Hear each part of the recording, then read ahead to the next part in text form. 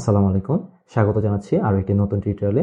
আজকের টিউটোরিয়ালে আমরা বিগত 50 নং বিসিএস এর আরও একটি নতুন কোশ্চেন নিয়ে আলোচনা করব।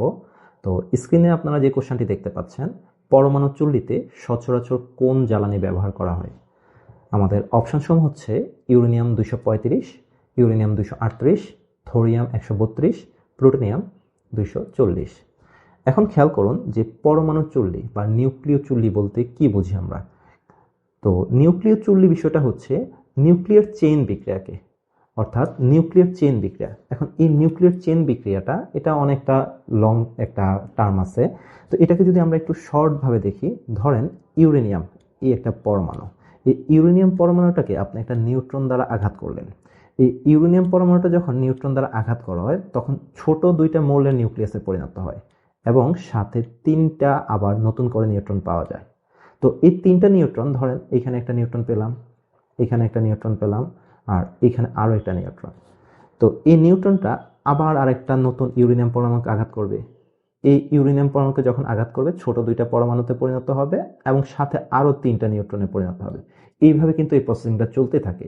তাই জন্য এটাকে বলা হয় নিউক্লিয়ার চেইন বিক্রিয়া। এই নিউক্লিয়ার চেইন বিক্রিয়াটা সাধারণত যে যন্ত্রে নিয়ন্ত্রণ করা হয় এটাকে বলা হয় নিউক্লিয় চুল্লি বা পারমাণবিক চুল্লি বলা হয়।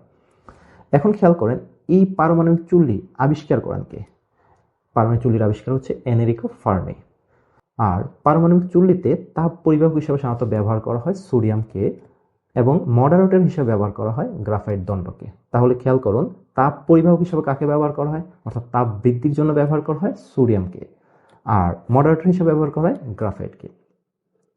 এখন এই পারমাণবিক চুল্লিতে ইউরেনিয়ামকে যে ব্যবহার করা হয় এর মধ্যে ইউরেনিয়াম কোন ধাতুটাকে ব্যবহার করে, অর্থাৎ ইউরেনিয়ামের বিভিন্ন আইসোটোপ আছে।